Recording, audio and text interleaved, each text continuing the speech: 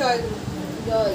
আজকে আমি এই বাড়িতে ঢুকতেই আমাকে উত্তম মজুমদার কাকুর, এটা উপযোজনা কেন্দ্রের মাতৃ সম্মেলন, উত্তম মজুমদার কাকু আমাকে বললো আজকে তুমি কিছুক্ষণ একটু বলো। আজকে এখানে অনেক মায়েরা উপস্থিত আছে যাদের উত্তম কাকু বলেছে আসতে, যারা মনে হয় উত্তম কাকুর বাড়িতে ইষ্টভীতি দেয়, আবার অনেক সময় বন্ধও করে দেয়। তো উত্তম কাকুর সাথে আমার পরিচয় বহুদিনে, এবং সেই পরিচয়ের একটা সুন্দর গল্পও আছে। তো ঘটনাটা হচ্ছে 2019-এর শেষের দিকে। উত্তম কাকুর আমার বাবার সাথে তখন যাজন কাজে বেরিয়েছে এবং মন্দিরে কিছু কাজ চলছিল, অর্ঘ কালেকশনের জন্য বেরিয়েছে। তো বেরিয়ে আস্তে আস্তে তাদের সন্ধ্যা হয়ে গেছে। সন্ধ্যা হয়ে এবার কিছুক্ষণ মন্দিরে বসেছে, মন্দিরে কিছু কাজকর্ম করেছে। তারপরে এই 10:30 11টা নাগাদ উত্তম কাকু, আমার বাবাও বাড়ি ফিরেছে, উত্তম কাকুও বাড়িতে ফিরেছে। উত্তম কাকু যখন বাড়িতে ফিরেছে তখন এখানে উত্তম কাকুর ওয়াইফ উপস্থিত আছে। উত্তম কাকুর ওয়াইফ তাকে রোজ দিনের মতো টেবিলে খাবার দিয়েছে। খাবার দিয়ে উত্তম কাকুর বউ তার পাশে বলেছে উত্তম কাকু সবাই ভাতটা মুখে দেবে। হঠাৎ দেখে তার ওয়াইফ একদম সোজা টেবিলের উপরে পড়ে গেল এবং চোখ মুখ উল্টে গেছে, জিভ বেরিয়ে গেছে লম্বা এবং আধমরার মতন অবস্থা। উত্তম কাকু সেই দেখে ভয় পেয়ে গেছে যে কি হচ্ছে তার আমার সাথে, মানে ঘটনাটা কি, কিছু সে বুঝতে পারছে না। তখন উত্তম কাকুর মানে তাড়াহুড়ো করে, বাড়িতে কেউ নেই, ছেলেরাও নেই, ছেলেরা সব বাইরে ছিল, তাড়াহুড়ো করে উত্তম কাকুকে নিয়ে তার বাড়িতে, পাশের বাড়িতে দুজন ভাগ্নি আছে, ভাগ্নিকে বলে ওনাকে গাড়িতে উঠিয়ে সোজা টাচ নার্সিংহোমে চলে আসে। আর রাস্তায় আস্তে আস্তে আমার বাবাকে শুধু ফোন করে জানায় এমন কথা। আমার বাবা মা তখন সবাই খেয়ে দিয়ে বিছানায় শুতে গেছে, 11:30 বাজে। দৌড়ায়, টাচ নার্সিংহোমে দৌড়ায়। সুমন্ত মুখার্জিকে কোনো রকমে আনা হয় হাসপাতালে, সেও বাড়ি চলে গেছিল। সে এসে পেশেন্ট দেখে বলেছে এই পেশেন্ট মৃত, এ বাঁচবে না, এ আর বাঁচানো যাবে না। উত্তম কাকুর গভীর বিশ্বাস যে না, আমার ঠাকুর আছে। বলছে যে ঠিক আছে, আপনারা শিলিগুড়ি নিয়ে গিয়ে দেখতে পারেন, কিন্তু বাঁচবে না। সেই অবস্থায় এরকম এক পেশেন্টকে ধরে রেখে শিলিগুড়ি নিয়ে যাওয়া হলো। শিলিগুড়ি বিসানে নিয়ে যাওয়া হয়েছে। এবার সেইখানে যখন ভর্তি করানো হলো তখন ওনার ছেলে গিয়ে পৌঁছেছে ভোর রাত্রি। তখন তো যখন ইষ্টভীতি করে আমি উঠছি তখন ওনার ছেলে আমাকে, বড় ছেলে আমাকে বলছে দিদি আমার মাকে তুমি শুধু বাঁচিয়ে দাও, আমার আর কিছু লাগবে না, আমার মাকে তুমি শুধু বাঁচিয়ে দাও। আমার মা ছাড়া আমাদের আর কেউ, আমার মা যদি চলে যায় আমাদের সংসারটা ধুসে যাবে, আমার মাকে শুধু তুমি বাঁচিয়ে দাও। সে জানতো হয়তো আমার একটু আচার্যদেব অবিন দাদার সাথে যে কথাবার্তা হয়, একটু ওনাদের সাথে কথা বললে, তাদেরকে ফোন করলে বললে হয়তো ঠিক হবে, এই বিশ্বাসে সে ফোন করেছে। ওর কান্না দেখে আমার খুব খারাপ লেগেছে, কারণ তার ঠিক আগে মানে সেই সন্ধ্যেবেলায় ওই আমাদের কাকিমা কুমারপুর ভাই আমাদের বাড়িতে বসে বেগুনি চপ এসব খেয়ে গেছিলো। আর জাস্ট দেখলাম, আর পরের মুহূর্তেই সে এরকম আধমরা অবস্থা, এটা না মেনে নেওয়া আমার পক্ষেও খুব অসম্ভব হয়েছিল। আর তার ছেলের ওই আকুল কান্না আমি আর সহ্য করতে পারি না। সেই ভোর রাত্রি থেকে আমি চেষ্টা করছি আচার্যদেব অবিন দাদাকে কন্ট্যাক্ট করার জন্য। অবিন দাদা তখনও অতটা মানে এখন ততটা মানে সেইভাবে তাকে ইয়ে করতো, মানে সেইভাবে নিবেদন হতো না, আচার্যদেবকেই হতো আর কি।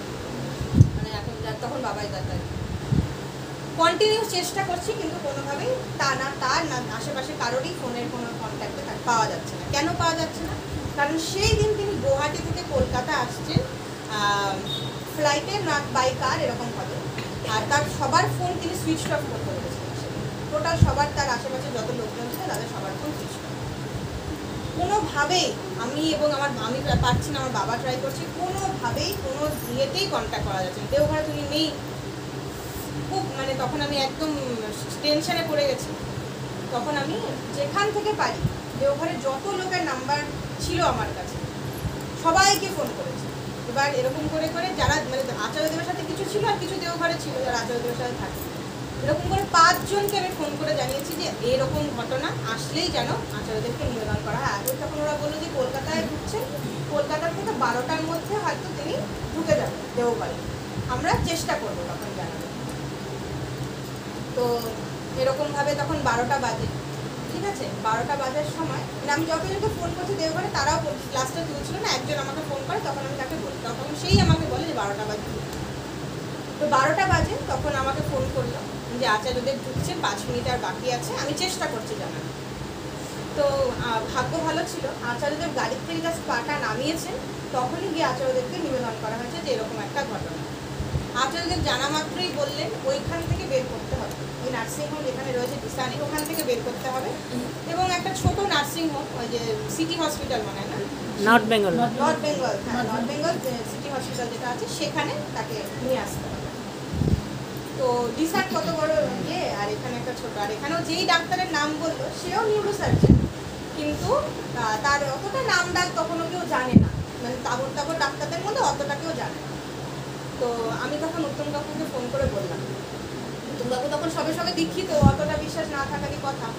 তো আমি উত্তম কাকুকে ফোন করে বললাম যে উত্তম কাকু, আচার্যদেব এরকম কথা বলেছেন, তুমি তো এখন আচার্যকে সেইভাবে দেখোনি, জানো না, কিন্তু তোমার যদি আমার উপরে বিশ্বাস থাকে তাহলে তুমি কাকিমাকে ওখান থেকে বার করো আর সোজা এখন একদম নিয়ে চলে যাও ওই নার্সিং, ঠিক আছে? ঠাকুরের দয়া, আমি একটা সামান্য ছোট মেয়ে, উত্তম কাকু সেদিন আমার উপরে কথার উপরে বিশ্বাস করেছিলেন এবং বিশ্বাস করে কাকিমাকে ওখান থেকে বার করলো ডিসান থেকে। যখন ডিসানের গেটটা দিয়ে বার হচ্ছে, ফার্স্ট একটা ব্রেন হ্যামারেজ হয়ে যাওয়া পেশেন্ট, যার মৃত্যু অবশ্যম্ভাবী, ডাক্তার বলে দিয়েছে বাঁচবে না, ফার্স্ট চোখের পাতাটা সে নড়ালো। যেই মুহূর্তে নাড়ালো ওই মুহূর্তে অভিষেক, মানে ওনার বড় ছেলে, আমাকে ফোন করে বললো যে সারা রাত্রি রাখা হয়েছে মাকে, কোনো আমরা দেখতে পারিনি, মা কেমন আছে না আছে জানি না, খুব কষ্টে বন সই করে বার করা হচ্ছে মাকে।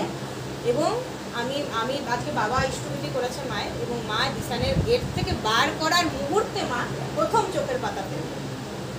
একটা বিশ্বাস জাগলো ওদের মধ্যে যে মা বাঁচবে। কাল রাত্র থেকে তো কোনো সাইন নেই, বেঁচেই নেই মানুষটা, ডাক্তার বলেই দিয়েছে মারা যাবে, মানে ওই ভেন্টিলেশনে রাখার মতন যন্ত্রপাতি দিয়ে তাকে জাস্ট কোনো রকমের কাজ করানো হচ্ছে। সেই মানুষটা ভেন্টিলেশন থেকেও তাকে বার করা হয়েছে, ডিসান থেকে তাকে বার করা হয়েছে শুধুমাত্র এই আমি একটা মেয়ের কথায় তোমরা খুব বিশ্বাস করেছে, এবং ফার্স্ট চোখের পাতা ফেলেছে। তারপরে তাকে ওই নার্সিংহোমে নিয়ে আসা হলো, নিয়ে এসে ডাক্তারকে দেখানো হলো, ডাক্তারবাবু দেখলেন, এবং ওনাদের খুব টেনশন ছিল যে যদি ব্রেন অপারেট করতে হয়, ব্রেন অপারেট করলে জেনারেলি মানুষ বাঁচে না, বা তাকে অনেক কৃত্রিমভাবে বাঁচিয়ে রাখা হয়। তো আমাকে অনেকবার ছেলে এবং বাবা ফোন করেছিল যে ব্রেন যেন অপারেশন না করতে হয়, এইটুকু তুমি ইয়ে করো। আমি হচ্ছে দেখ, ডাক্তারের কাছে তো আচার্যদেব পাঠিয়েছেন, উনি যেটা বুঝবেন, যেটা ঠিক মনে করবেন সেটাই হবে।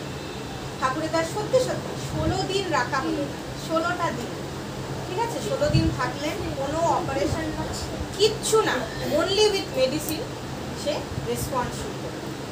কিন্তু তবু ডাক্তারবাবু যখন 16 দিনের মাথায় 17 দিন ওনাকে ছাড়লেন, আমি দেখতে গেছিলাম, তখন ওনার চলাফেরার অবস্থায় ছিলেন, সমস্ত কিছু করিয়ে চিন্তুই না কাউকে, এবং ডাক্তার বলেছিলেন সারা জীবন এভাবেই থাকবে, আর চলাফেরা করতে পারবে না, বেঁচে থাকবে কিন্তু এভাবেই থাকবে। উত্তম কাকু এবং তার ছেলেদের সেটাই শুনে, আমার মা আমার বেঁচে আছে, এইটাই আমার কাছে ব্যাস, আমার আর কিছু চাই না। ঘটনাক্রমে আজকে আমি এই যে সামনে বসে রয়েছে, ঠিক আছে, আমি সবাইকে দেখাই, এই যে আমাদের মাটি বসে রয়েছে, সে চলতে ফিরতে পারে, কথা বলতে পারে, সমস্ত কিছু করতে পারে, এবং তার আজকে শারীরিক আর সেরকম কোনো রকমের অসুবিধা নেই, সেই বাড়ির সমস্ত কাজকর্ম করে এবং ভালো আছে। জয় গুরু দাও, জয় গুরু। তো বস বস বস বস। ঘটনাটা আজকে আমি এই কারণেই বললাম, কারণ হচ্ছে ইষ্টকে ধরে রাখলে, ইষ্টবৃত্তি করলে বিপদ আপদ আমাদের সবার আসবে, সবার, কিন্তু মহা মহা বিপদও এইভাবে টলেও যাবে, এইভাবে টলেও যাবে। তিনি রক্ষা করবেন আমাদের প্রত্যেকটা মুহূর্তে। আজকে যারা উত্তম কাকু উপযোজনা কেন্দ্র ইষ্টবৃত্তি তোমরা দাও, তারা অনেক সময় দাও, অনেক সময় দাও না, ভাবো ইষ্টবৃত্তি কি মর্ম, দিয়ে কি হবে, টাকা দিতে হবে, 30 দিনের মাথায় কেন দিতে হবে, যে কোনো একটা দিন দিলেই হলো না। শোনো, 30 দিনের মাথায় এই কারণে দিতে হবে, কারণ 30টা দিন পেরোলেই অমাবস্যা পূর্ণিমা কমপ্লিট হয়। গোটা আমাদের যে সাইকেলটা, যা আমাদের এই যে আমরা তো একটা সোলার সিস্টেমের মধ্যে থাকি, সেটা একটা কমপ্লিট হয়, অমাবস্যা পূর্ণিমা শেষ হয়, তারপরে আবার একটা নতুন মাস, নতুন ইয়ে শুরু হয়। তা সেই জন্যে 30 দিনের মাথায় যখন গুরু গৃহে আমরা ইষ্টবৃত্তির অর্ঘ্যটা পাঠাই, তখন আমরা যে সারাটা মাস 30টা দিন ধরে ইষ্টবৃত্তি করলাম, সেটা একটা পূর্ণতা লাভ করে। আর আমরা ইষ্টবৃত্তিটা কেন করি? ইষ্টবৃত্তি করি কারণ আমি আমার খাওয়ার আগে আমার প্রভুর জন্যে রাখি। প্রভুকে আমি নকুল দানা দিয়ে, বাতাসা দিয়েও পুজো করতে পারি, সেটা একটা পিঁপড়ে খেয়ে চলে যায়, আমরা ভাবতে পারি পিঁপড়ের মধ্যেও তো ভগবান আছে, তো আমার মধ্যেও ভগবান আছে, না আমি খেলে আমার ভগবান খাওয়ালে পুজো দেবো না? পিঁপড়ে যদি নকুল দানাটা খেয়ে গেলেও অসুবিধা নেই, তাহলে আমিও ভাত খেয়ে নিলাম আর প্রভুকে খেতে দিব না, তাহলেও অসুবিধা নেই। আর টাকাটা আমাদের সব থেকে প্রিয়, টাকা ছাড়া আমরা পৃথিবীতে চলতে পারবো না। তাই ওই অর্ঘ, ওই কষ্ট করে যে উপার্জন করা অর্ঘ, সেটা দিয়ে যখন আমি প্রথম সকালে উঠে ভোরে উঠে নিয়ম মেনে ইষ্টভীতিটা করি, তখন সেটা প্রভু স্বয়ং নিজ হাতে গ্রহণ করেন। আর এই যে আমার পূর্ণিমা মা বললো এক্ষুনি যে আমাদের কিন্তু অনাথ হওয়ার জায়গা নেই। শ্রী শ্রী ঠাকুর অনুকূলচন্দ্র আচার্য পরম্পরা রেখে গেছেন, আচার্যদেবের পরে আবার আচার্যদেব আসে, তাই না? তাহলে আমরা কোনো দিন অনাথ হই না, আমাদের কেউ নেই এরকম কখনো হয় না। আমার মা না থাকতে পারে, বাবা না থাকতে পারে, কেউ না থাকতে পারে, আমার প্রভু আছে। আজকে এই মাটি যে বেঁচে গেল, তার বর বাঁচাতে পারতো, ছেলে বাঁচাতে পারতো? কেউ পারতো না। ওই যে আচার্যদেব বলে দিলেন অমুক জায়গায় নিয়ে যাও, অমুক ডাক্তার দেখা, তিনি ঠিক হয়ে যাবেন, সত্যি সত্যি হলেন। যখন সুস্থ হয়ে আচার্যদেবের কাছে গিয়ে বললেন না আমি এসছি, আচার্যদেব সুস্থ আছে তো ওষুধপত্র ঠিক করে কেউ ভালো দেবে। এই যে আনন্দ কোথায় পাবে আর কে দেবে এই ভরসা? আমরা সবাই কিন্তু মানুষ, সবার মধ্যে প্রবৃত্তি আছে, সবার মধ্যে দোষগুণ আছে, একমাত্র আচার্যদেব পারেন সেই দোষগুণ কাটায় আমাদের ভালো লাগে। বিশ্বাস করে আজ অবধি আমি অবিন্নাদার সাথে, আচার্যদেবের সাথে এতটাই কানেক্টেড আছি, আমাকে আজ অবধি আচার্যদেব অবিন্নাদা কোনো দিন আমার কোনো দোষগুণ করে না, কোনোদিন আমাকে বলে নাই অমুকটা কর, ধ্যান কর, প্রার্থনা কর, হ্যাঁ না কর, তাই কিচ্ছু বলেনি। আমার সমস্ত দোষগুণ সব মেনে উনি আপন করে নিয়েছেন, এবং ওই আপনটা করেছেন বলেই আমি নিজে নিজে যখন বুঝতে পেরেছি, নিজে নিজে যখন ঠিক করেছি, তখন আমি নিজে নিজে ঠিক করেছি। আমরা সবাই তাই, আমরা সবাই তাই। আজকে এই যে মাটির এই অসুখটা হলো, আজকে তুমি বলতে পারো ঠাকুর ধরেছে, তাহলে অসুখ হলো কেন? ঠাকুর পরীক্ষা নিলেন যে এত দুঃখ কষ্টের মধ্যেও সে আমায় ধরে রাখে কিনা। আজকে সে ধরে রেখেছে, সে বেরো ভালো আছে, সুস্থ আছে, তার ছেলেরা খুশি আছে, আমার মা জীবন্ত আছে, তার দু ছেলে তাকে যথেষ্ট শুশ্রূষা করে, যথেষ্ট ভালোবেসেছে। আমরাও এরকম কোনোদিনও কেউ এরকম করবা না। গুরু যখন দীক্ষা নাও তখন কি বলো যে আমি আজকে তাকে গুরু রূপে গ্রহণ করলাম, আর গুরুকে গ্রহণ করলাম বলে তাকে যদি আমি ছেড়ে দিই, তার ইষ্টপতি যদি আমি ছেড়ে দিই, মহাপাপ করলাম। আমি প্রমিস করছি আমার ঠাকুরকে যে আমি তোমাকে গুরু রূপে গ্রহণ করেছি, আমি ছাড়তে পারি না আর তাকে কোনো দিন। কেউ এখানে যারা আছো, যারা উত্তম কাকুর বাড়িতে ইষ্টভীতি দাও, এবং সবাই যারা এখানে আছো, কোনোদিন ইষ্টভীতি ছাড়বে না। প্রাণ যাবে তবে ইষ্টভীতি যাবে না। কোনোদিন যদি বিশাল বড় ধ্বংসের মুখে পড়ো, মাটির তলায় চলে যেতে হয়, তবে প্রাণটা টিপ টিপ করছে, ওই মাটিটুকু দিয়েও ইষ্টভীতি করো, হাল ছেড়ে দেওয়া যাবে, হাল ছেড়ে দেওয়া যাবে একদম। জয় সকলকে জয়।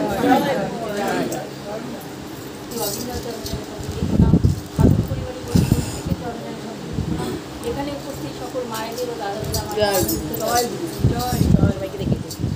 আজকে আমার এই শ্রাবণ মাসে হচ্ছে বড় মার হচ্ছে জন্ম মাস। এই বড় মার জন্ম মাসে আমরা এই গোটা 1 মাস ধরে কিন্তু আমরা সবাই মিলে মাতৃ সম্মান করছি। আজকে এর বাড়ি, কালকে হলে এই বাড়ি। আজকে আমার বোনের বাড়ি, বোনের বাড়িতে মাতৃ সম্মানের আয়োজন করা হয়েছে। একটু জড়িয়ে প্রথমে আমি বলবো, এই বাড়ির যে দাদা, মানে আমার বোনের বর, মানে নিজের জন্য বলতে নেই, উনি এত ইষ্টপ্রাণ, মানে এত ঠাকুরকে ভালোবাসেন, মানে উনি পারে না, কিন্তু কী বলবো, উনি ঠাকুরের প্রতি এত মানে কিছু বলার নেই আমার। আমি যখনই কোনো কিছু করি, এই যে কিছুদিন আগে যে বরদা তিরোধান তিথি গেল, আমার বোন হয়তো করে নাই, কিন্তু বোনের বর হচ্ছে অনুষ্ঠানে করেছে। মানে ওকে যা বলি যে কখন তুমি এটা করো, ও না পারলেও চেষ্টা করে, মানে ঠাকুরকে যে ভালোবাসে সেটা বোঝা যায়। ওর মধ্যে একটা মানে কী বলবো, ইষ্টপ্রাণ, মানে একটা ঠাকুরকে যে ভালোবাসা, সেটা ওর মধ্যে আছে। যাই হোক, এর আগে যখন বৌদিরা আসছিল, অনেকদিন আগে, 2-3 বছর হয়তো আগে, তখন হয়তো সৎসঙ্গ ছিল না, সৎসঙ্গ ছিল। যখন যারা যারা এখানে উপস্থিত ছিল তারা বলে আমার বোনের বর সে সময় খুবই অসুস্থ, তাই ও এত মানে ঠাকুরকে এত কান্নাকাটি করতেছিল, মানে কী বলবো, সত্যিকারে ঠাকুরের অসীম দয়া আসে, আস্তে আস্তে সুস্থ হয়ে উঠছে। এমন কি হচ্ছে, মানে ও ঠাকুর কিনে চলতে এতটাই ভালোবাসে। ও যেখানে কাজ করে সেখানে ও অনেক বছর হয়তো বলছিল দিদি আমার হয়তো কাজটা থাকবে না। আর ও কী করে, ও সব কিছু শেয়ার করে, সব কিছু বলে, যে অনেক কাছে যেমন বলতে চায় না, কিন্তু সব কিছু বলে দেয়। এবার বলছে দিদি আমার হয়তো কাজটা থাকবে না, আমি কোনো বেতন দিতে পারছি না। তখন আমি ওকে বলছিলাম তুমি ঠাকুরকে যখন ধরছো, ও তখন সবে মাত্র নতুন দীক্ষা নিয়েছিল, ওই সময়কার ঘটনা। তখন আমি বলছি তুমি শুধু একটা কথা মনে রাখবা যে তুমি যখন ঠাকুরকে ধরেছো, ঠাকুর তোমাকে বিপদে ফেলবে। এইভাবে আপনাকে তোমার কাজটা কি থাকবে, সে আজকের থেকে হয়তো 3-4 বছর আগের কথা, এখনই কিন্তু সে কাজটা ঠিক করে আছে, কাজটা কিন্তু যায়নি না। আমরা যদি প্রতিপক্ষ থেকে ঠাকুরকে যদি সেইভাবে সত্যিকারে যদি ভালোবাসি, ঠাকুর নিয়ে চলি, আমাদের সামনে বিপদ আপদ অনেক আসবে। আমার জীবনে অনেক বিপদ আসছে, কিন্তু সেই বিপদগুলো আমরা কী করি, কাটাই একদম মরে যাবো না, মানে একদম ভবিষ্যৎ হয়ে যাবো না। সেই বিপদগুলো কোনো কাটে কিন্তু আবার নতুন আমরা জীবনের কথা কিন্তু আমরা আসতে পারবো। আর আমাদের সবসময় দীক্ষা নেওয়া দরকার, কারণ সদ্গুরু দীক্ষা। আজকে অনেকেই দীক্ষা নেয়, গুরুগুরু দীক্ষা নেয়। গুরুগুরু দীক্ষা কী, যেই গুরু যখন যদি সেই গুরু যদি চলে যায় তাহলে কিন্তু শেষ, তারা কিন্তু আর পরবর্তী কিছু থাকে না। যেমন আমার শাশুড়ি মা, আমি দেখলাম যে আমার শাশুড়ি মা এই ঠাকুরকে ধরে নিয়েও সে কী করছে, শিক্ষাগুরু, শিক্ষামন্ত্র নিচ্ছে, ঠিক আছে, সেই কাঠের মালা তো পড়েই না, শিক্ষামন্ত্র নিচ্ছে। কালকে যখন আমি গ্রামের বাড়ি থেকে যখন বাড়িতে গেলাম, তখন আমাকে আমার শাশুড়ি মা বলছে যে যা মানে কালকের থেকে আমাকে নিরামিষ খেতে হবে। কেন নিরামিষ? আমি কেন? বলো আমার গুরুমা মারা গেছে। কারণ গুরুমা মারা গেছে বলে কি হয়, 3 দিন হচ্ছে নিরামিষ খেতে হবে, তাতে ওনার গুরুমার জন্য কাজ করতে হবে। তখন আমি আমার ছেলেমেয়েকে বললাম, এই যে দেখ, মানুষ সদ্গুরু দীক্ষা কেন নেয়? আজকে তোর আমার গুরুমা চলে গেছেন, তার কিন্তু আর কিচ্ছু রইল না, উনি চলে গেছেন মানে শেষ, তার কিন্তু আর বংশ মাঝে যে তার যে ধাপে ধাপে তার ছেলে বা মেয়ে, তার কিন্তু কিছু রইল না। আর আমরা যে সদ্গুরুকে ধরেছি, আমাদের কিন্তু আমরা কার দীক্ষা নিয়েছি, শ্রী ঠাকুর অনুকূল জন্য দীক্ষা নিয়েছি। তারপর কি আসছে, আমরা কোনো অনাথ হবো না, আমাদের কেউ না কেউ আচর্য কল্পনা আমাদের থাকবেই থাকবে।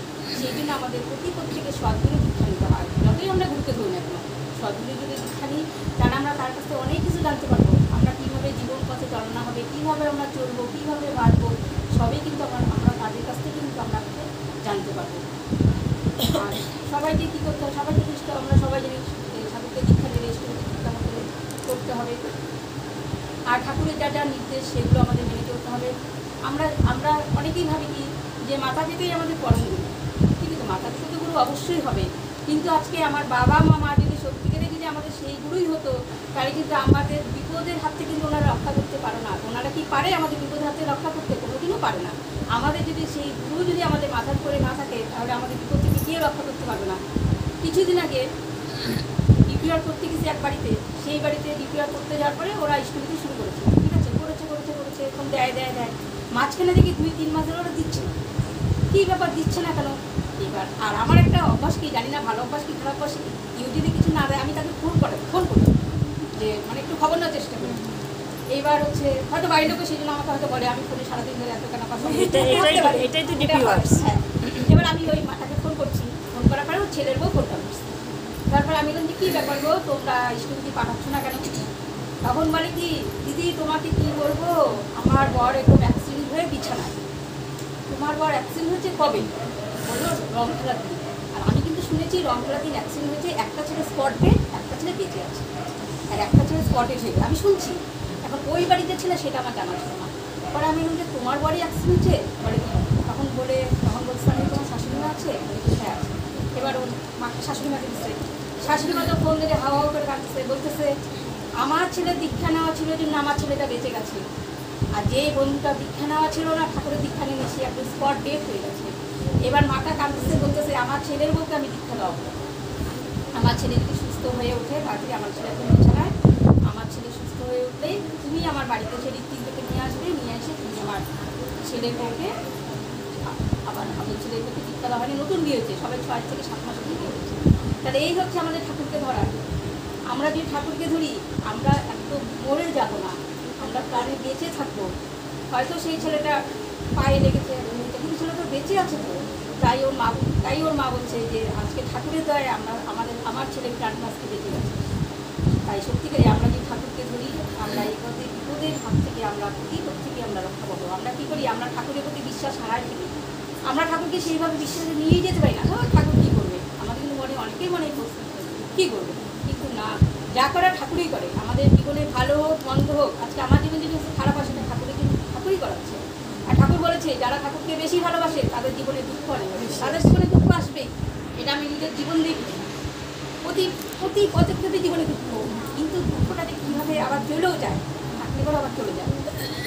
আজকে হচ্ছে যেই মাটার কথা বলছিলাম, 10 বছর পরে ছেলে হচ্ছে, ডিপিআর করতে গিয়ে সুবিধা আমি বলছিলাম ঘটনাটা, সেই মা আজকে ফোন করেছে, ফোন করে বলছে সেই ছেলের জন্মদিন 22 তারিখে, সে মন্দিরে এসে ভোগ দিয়ে যাবে।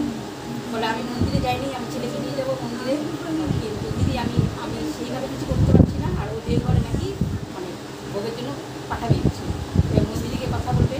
তখন আমি বললাম যে হ্যাঁ সবাই তাই বলছে, তোমার ছেলে কথা বলে কি দিদি, শুধু ছেলেকে আমি পাই নাই জীবনে, আমার যে সংসারটা চলবে, আমার বর কিছু সেরকম করতো না। ওই যে বাড়ি বাড়ি স্প্রে করে বেড়ায় না, ব্লিচিং পাউডারগুলো, সেই স্প্রে করে ছিল, মানে ওনার স্বামীটা সেরকম সমস্ত ছিল না। তা ও যখন ডিক্লেয়ার করতে যেত তখন বলতো দিদি আমার যদি একটা কাজ হতো খুব ভালো হতো।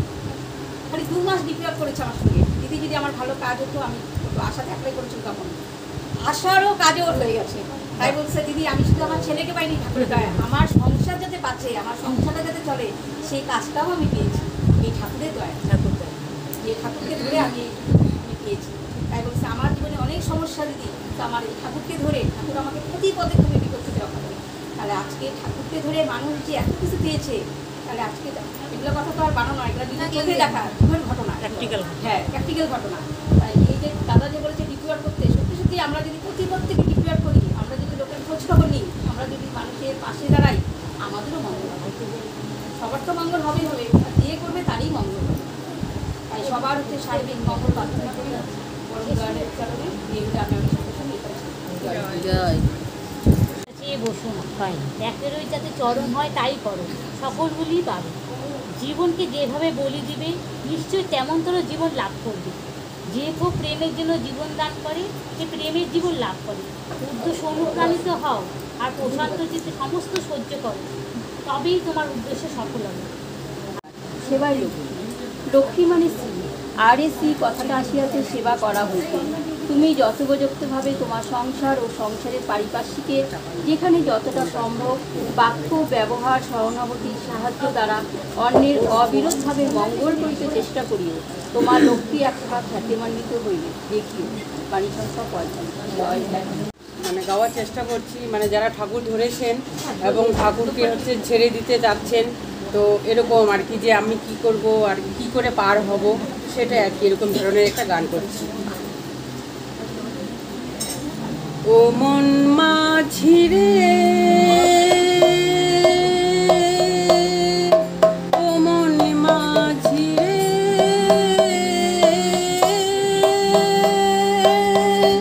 হাল ছাড়িস না রে, ও তুই এ জীবনে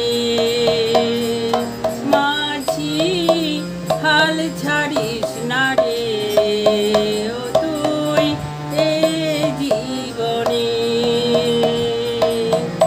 ও মন মাঝি রে, দেহ তরি দাও ভাসায়া, ওই না বড় পারে, হাল ছাড়িস না রে, ও তুই এ জীবনে। ও মন মাঝি রে, ও মন মাঝি রে। আজ শাওনে সারা বেলা, আজকে শাওনে, আজ শাওনে সারা বেলা, আজকে শাওনে, সাগর হতে জলের ধারা বয়ে বয়ে আনে, ওই মেঘদল খালবে বলে মায়ের চরণে, আজকে শাওনে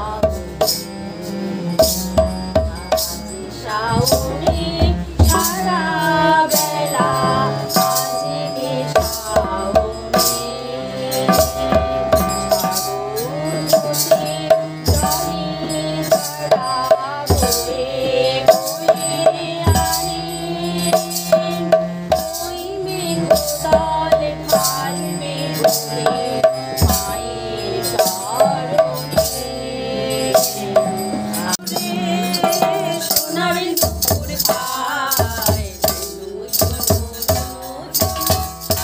সোনার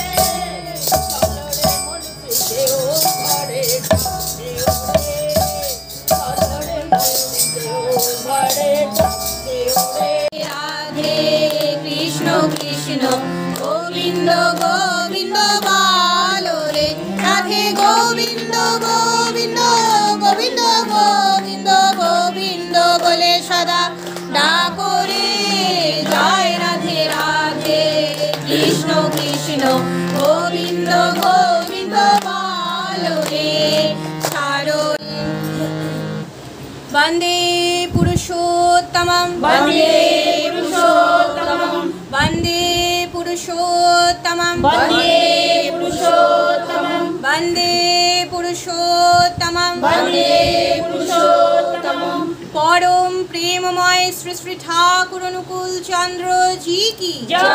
परम प्रेममय श्री श्री ठाकुर अनुकूल चंद्र जी की जय। परम प्रेममय श्री श्री ठाकुर अनुकूल चंद्र जी की जय।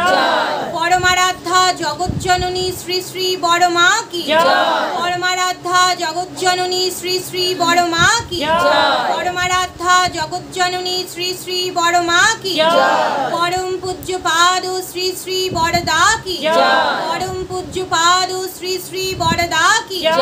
परम पूज्य पाद श्री श्री बड़दा की जय। परम पूज्य पाद श्री श्री आचार्य देव की जय। परम पूज्य पाद श्री श्री आचार्य देव की जय। परम पूज्य पाद श्री श्री आचार्य देव की जय। सत्संगों की जय। मातृ सम्मेलन की जय। वंदे পুরুষোত্তমম वन्दे पुरुषोत्तमं वन्दे आर्यपितृं वन्दे आर्यपितृं वन्दे मातृवर्गं वन्दे मातृवर्गं वन्दे अहं कृष्टिदैवतं वन्दे अहं कृष्णदेवतं वन्दे पुरुषोत्तमं वन्दे पुरुषोत्तमं वन्दे पुरुषोत्तमं वन्दे पुरुषोत्तमं वन्दे पुरुषोत्तमं वन्दे पुरुषोत्तमं परम प्रेममय श्री श्री ठाकुर अनुकूल चंद्र जी